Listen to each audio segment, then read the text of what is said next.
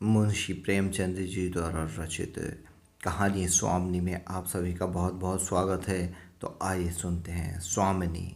शिवदास ने भंडारी की कुंजी अपनी बहू राम प्यारी के सामने फेंक कर अपनी बूढ़ी आंखों में आंसू भरकर कहा, बहू, आज से गृहस्थी की देखभाल तुम्हारे ऊपर है। मेरा सुख भगवान से नहीं देखा गया, नहीं तो क्या जवान बेटे को यूं छीन लेते। उनको काम करने वाला तो कोई चाहिए। एक हल तोड़ दूं तो गुजारा ना होगा। मेरे ही कुकर्म से भगवान का यह कोप आया है और मैं ही अपने माथे पर उसे लूँगा। बिरजू का हल अब मैं ही संभालूंगा। अब घर की देख रेख करने वाला, धरने उठाने वाला तुम्हारे सिवा दूसरा कौन है। रो मत बेटा, भगवान की जो इच्छा थी वह हुआ और जो इच्छा होगी वह होगा।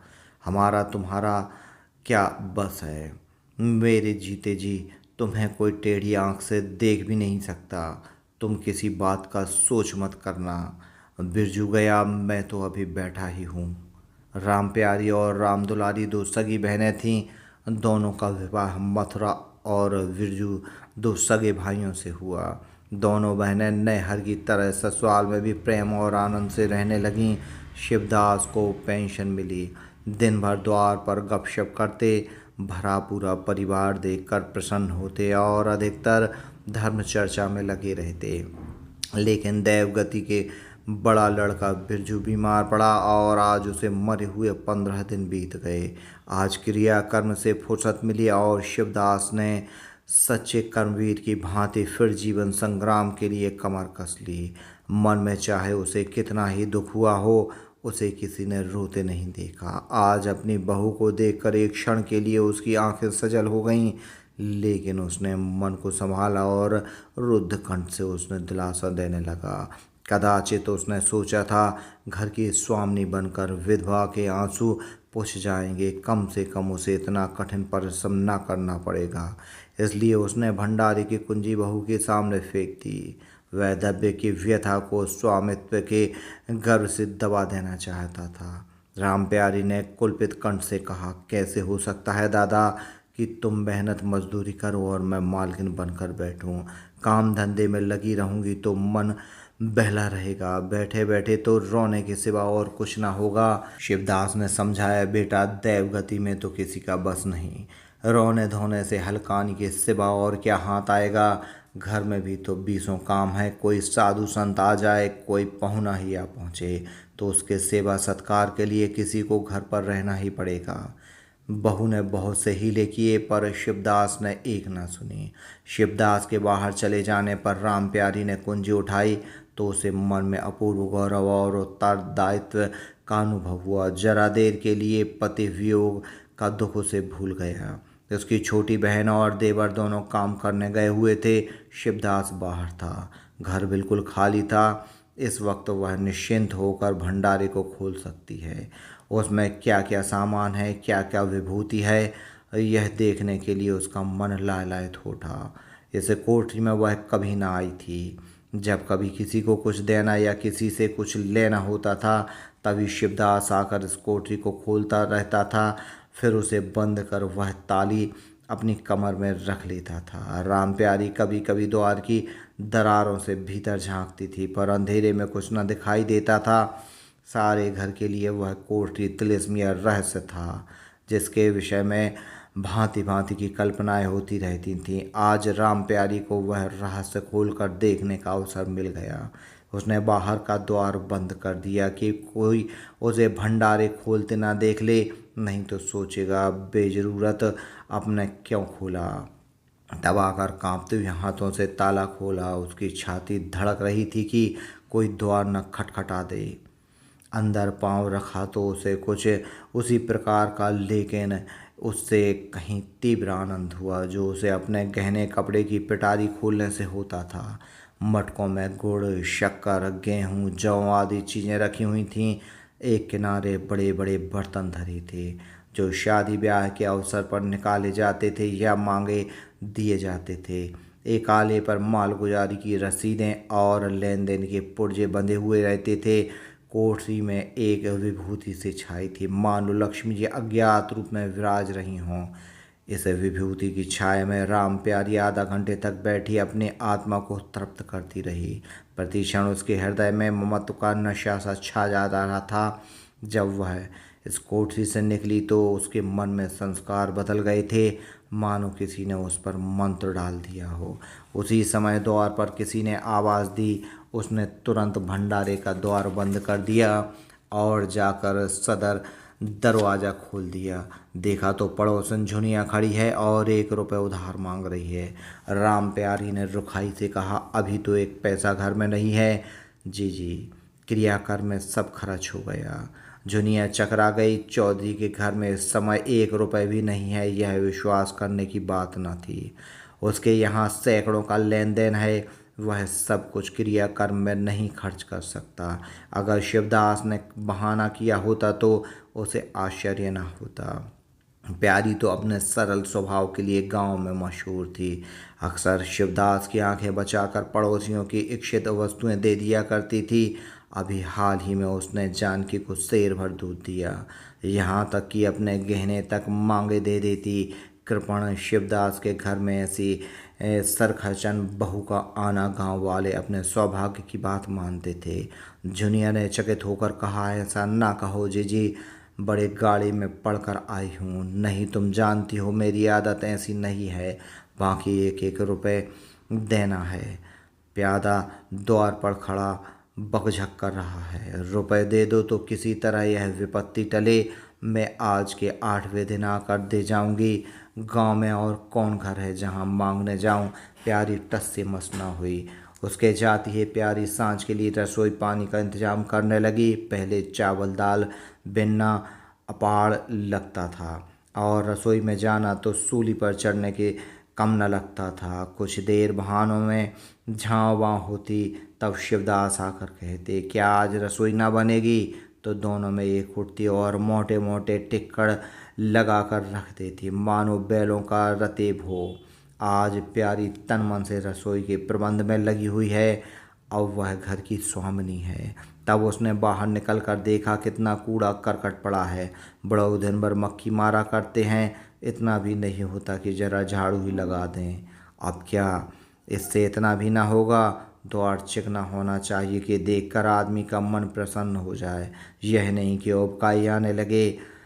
अभी कह दूं तो तिनक उठें। अच्छा मुन्नी, नान से अलग क्यों खड़ी है? उसने मुन्नी के पास जाकर नान में झांका। दुर्गंध आ रही थी। ठीक मालूम होता है, महीनों से पानी ही नहीं बदला गया। इस तरह तो गायर रह चुकी। अपना पेट भर लिया, छुट्टी हुई, और किसी से क्या मतलब। हाँ, सबको अच्छा लगता है। दादा द्वार पर बैठे चिलम पी रहे हैं, वह भी 3 कौड़ी का। खाने को 3 सेर, काम करने नानी मरती है। आ जाता है तो पूछती हूँ, नाद में पानी क्यों नहीं बदला? रहना हो तो रहे या जाए, आदमी बहुत मिलेंगे। चारों ओर तो लोग मारे मारे फिर रहे हैं। आखिर उसने ना रहा गया, घड़ा उठाकर पानी लाने चली। शिवदास ने पुकारा, पानी क्या होगा बहू, उसमें पानी भरा हुआ है। प्यारी ने कहा, नांद का पानी सड़ गया है। मुन्नी भूसे से मुँह नहीं डालती, देखते नहीं हो कोस भर खड़ी है। शिवदास मार्मिक भाव से मुस्कुराया और आकर बहू के हाथ से घड़ा ले लिया। कई महीनों बीत गए। प्यारी के अधिकार में आते ही उस घर में जैसे बसंत आ गया। भीतर बाहर जहाँ देखिए किसी निपुण प्रबंध के हस्त कौशल, सुविचार और सुरुचि के चिन्ह दिखते थे। प्यारी ने गृह यंत्र की ऐसी चाबी कस दी थी कि सभी पुर्जे ठीक ठाक चलने लगे थे। भोजन पहले से अच्छा मिलता और समय पर मिलता है। दूध ज़्यादा होता है, घी ज़्यादा होता है और काम भी ज़्यादा होता है। प्यारी न खुद विश्राम देती और न दूसरों को विश्राम लेने देती। घर में ऐसी बरकत आ गई है कि जो चीज़ मांगो घर ही में निकल आती है। आदमी से लेकर जानवर तक सभी स्वच्छ दिखाई देते हैं। अब वह पहले ही सी दशा नहीं है कि कोई चिथे लपेटे घूम रहा है, किसी को गहने की धुन सवार है। हाँ, अगर कोई रुग्ण और चिंतित तथा मलिन वेश में है तो वह प्यारी है। फिर भी सारा घर उससे जलता है। यहाँ तक कि बूढ़े शिवदास भी कभी कभी उसकी बदगोई करते हैं। किसी को पहर रात उससे उठाना अच्छा नहीं लगता। मेहनत से सभी जी चुराते हैं, फिर भी यह सब मानते हैं कि प्यारी ना हो तो घर का काम ना चले। और तो और दोनों बहनों में भी अब उतना अपनापन ना रहा। प्रातः काल का समय था। दुलारी हाथों के कड़े लगाकर प्यारी के सामने पटक दी और भुन्नाई हुई बोली, लेकर इसे भी भंडारे में बंद कर दें। प्यारी ने कड़े उठा लिए और कोमल स्वर में कहा, कह तो दिया, हाथ में रुपए आने दे, बनवा दूंगी। अभी ऐसा घिस नहीं गया है कि आज ही उतार कर फेंक दिया जाए।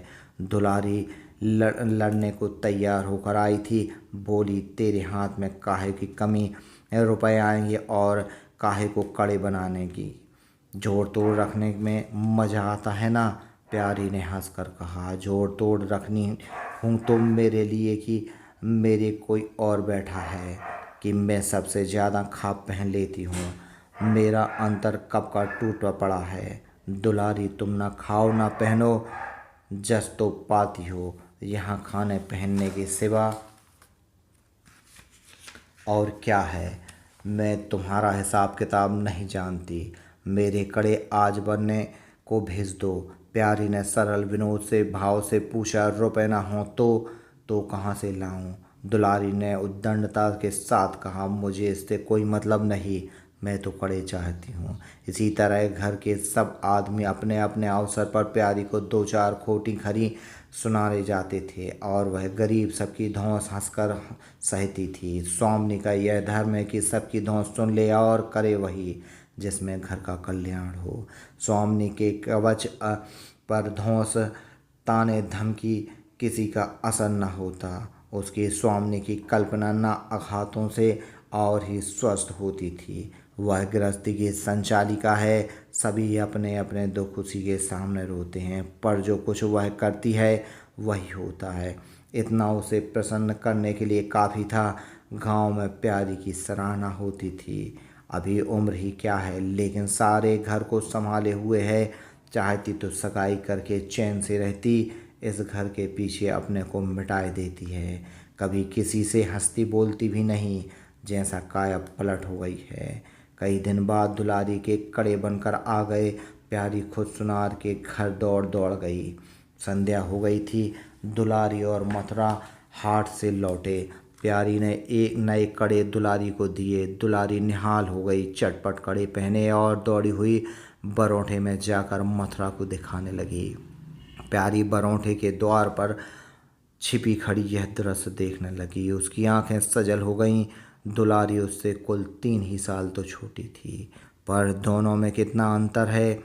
उसकी आंखें मानो उस दृश्य पर जम गईं। दंपति का वह सरल आनंद, उनका प्रेमालिंगन, उनकी मुग्ध मुद्रा प्यारी की टकटकी सी बन गई। यहाँ तक कि दीपक के धुंधले प्रकाश में वे दोनों उसकी नज़रों से गायब हो गए और अपने ही अतीत जीवन की एक लीला आंखों के सामने बार बार नए रूप में आने लगी। सहसा शिवदास ने पुकारा, बड़ी बहू, एक पैसा दो, तंबाकू मंगवाऊं। प्यारी की समाधि टूट गई। आंसू पोंछते हुए भंडारे में पैसे लेने चली गई।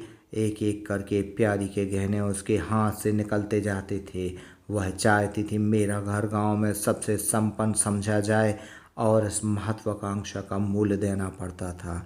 कभी घर की मरम्मत के लिए और कभी बैलों की नई गोई खरीदने के लिए, कभी नातेदारों के व्यवहारों के लिए, कभी बीमारी की दवा दारू के लिए रुपए की ज़रूरत पड़ती रहती थी। और जब बहुत कर्तव्योत्तर करने पर भी काम न चलता तो वह अपनी कोई ना कोई चीज़ निकाल देती और चीज़ एक बार हाथ से निकलकर फिर न लौटती थी। वह जानती थी उनमें से कितने ही खर्चों को टाल जाती, पर जहाँ इज्जत की बात आ पड़ती थी वह दिल खोल कर खर्च करती। अगर गांव में हिट ही हो गई तो क्या बात, लोग उसी का नाम तो धरेंगे। दुलारी के पास भी गहने थे। दो एक चीज़ें मथुरा के पास भी थीं, लेकिन प्यारी उनकी चीज़ें ना छूती। उनके खाने पहनने के दिन हैं, वे इस जंजाल में क्यों फंसे। दुलारी को लड़का हुआ तो प्यारी ने धूम से जन्मोत्सव मनाने का प्रस्ताव किया। शिवदास ने विरोध किया, क्या फ़ायदा, जब भगवान की दया से मगाए ब्याह के दिन आएंगे तो धूमधाम कर लेना। प्यारी का हौसलों से भरा दिल भला क्यों मानता, बोली कैसी बात करते हो दादा। पहल लौटे लड़के के लिए भी धूमधाम ना हुई तो कब होगी। मन तो नहीं मानता फिर दुनिया क्या कहेगी, नाम बड़े दर्शन छोटे। मैं तुमसे कुछ नहीं मांगती, अपना सारा सरंजाम कर लूँगी, गहनों के माथे जाएगी और क्या। शिवदास ने चिंतित होकर कहा, इस तरह एक दिन धागा भी न बचेगा। कितना समझाए बेटा, भाई भौजाई किसी के नहीं होते, अपने पास दो चीज़ें रहेंगी तो सब मुँह जोहेंगे, नहीं कोई सीधे बात भी ना करेगा। प्यारी ने ऐसा मुँह बनाया मानो वह ऐसी बूढ़ी बातें बहुत सुन चुकी है, और बोली, जो अपने हैं वे भी ना पूछें तो भी अपने ही रहते हैं। मेरा धर्म मेरे हाथ है, उनका धर्म उनके साथ है। मर जाऊंगी तो क्या छाती पर लाल ले जाऊंगी। धूमधाम से जन्मोत्सव मनाया गया। वारी के दिन सारी बिरादरी को भोजन हुआ, लोग खा पी कर चले गए। प्यारी दिन भर थकी मांदी आंगन में एक टाट पर टुकड़ा बिछाकर कमर सीधी करने लगी, आंखें छपक गईं। मथुरा उसी वक्त घर में आया। नवजात पुत्र को देखने के लिए उसका चित्त व्याकुल हो रहा था।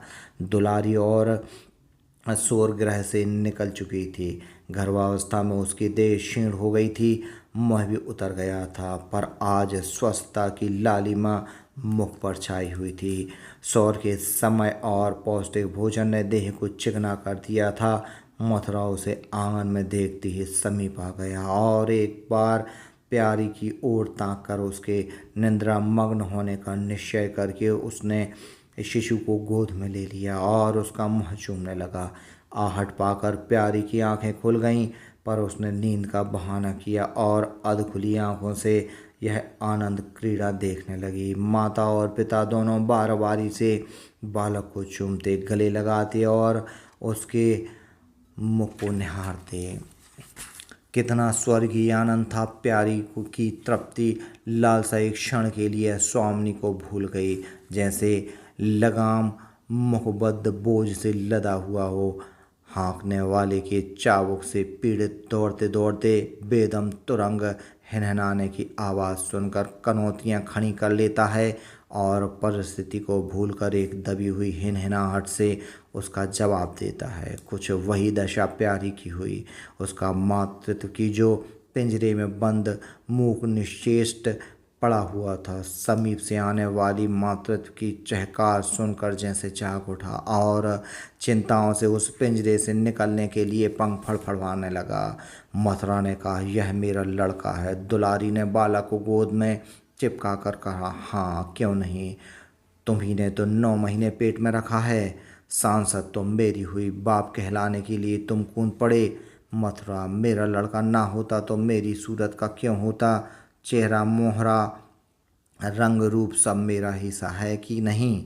दुलारी, उससे क्या होता है, बीज बनिए के घर से आता है, खेत किसान का होता है, उपज बनिए की नहीं होती, किसान की होती है। मथुरा, बातों में तुमसे कोई न जीतेगा। मेरा लड़का बड़ा हो जाएगा तो मैं द्वार पर बैठकर मज़े से हुक्का पिया करूँगा। दुलारी, मेरा लड़का पढ़ेगा लिखेगा, कोई बड़ा ओहदा पाएगा, तुम्हारी तरह दिन भर बैल के पीछे न चलेगा। मालकिन को कहना है कल एक पालना बनवा दें। मथुरा, अब बहुत सवेरे ना उठना करना, छाती फाड़ कर काम भी ना करना। दुलारी, यह महारानी जीने देंगी। मथुरा, मुझे तो बेचारी पर दया आती है, उसने कौन बैठा है उसका, हम ही लोगों के लिए मरती है।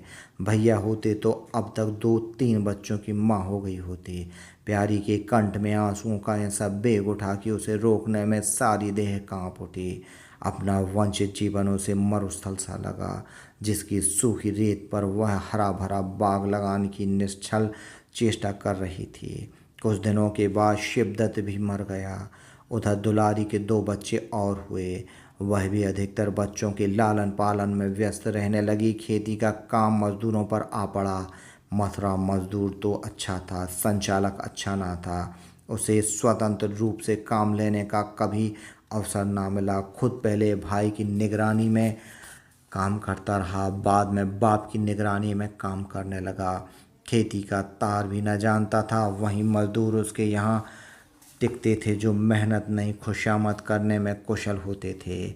इसलिए प्यारी को अब दिन में 2-4 चक्कर हार के भी लगाने पड़ते। कहने को वह भी मालकिन थी, पर वास्तव में घर भर की सेविका थी। मजूर भी उससे त्योरियां बदलते, जमींदार का प्यादा भी उसी पर धौंस जमाता। भोजन में किफ़ायत करनी पड़ती। लड़कों को तो जितनी बार मांगो उतनी बार कुछ ना कुछ चाहिए।